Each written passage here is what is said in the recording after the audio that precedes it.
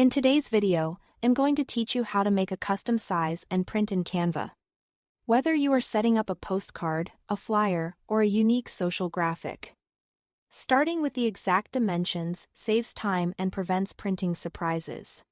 On the Canva homepage, click Create, then choose Custom Size. This tells Canva you want to set the width and height yourself. Type in the dimensions you need, and make sure you pick the correct unit inches for most US print projects. Millimeters or centimeters if you work in metric. And pixels when the design is for screens. Selecting the right unit is crucial, because it directly controls the physical size or pixel density of your final piece.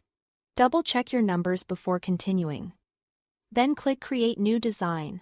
Canva opens a blank canvas at your exact size, ready for you to add graphics, text, and images.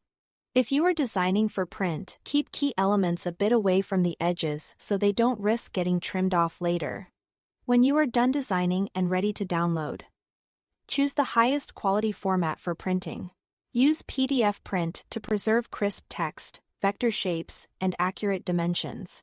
This option is preferred by most print shops and usually produces cleaner results than PNG or JPG for paper output. If your artwork or background color extends to the edges of the page, enable Show Print Bleed in the file settings.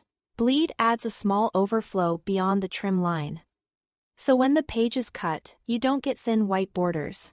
After turning it on, extend edge elements out to the bleed guide and keep important text comfortably inside the safe area. Finally, if you are printing at home, check your printer dialog. Set the scale to 100% or actual size, not fit to page.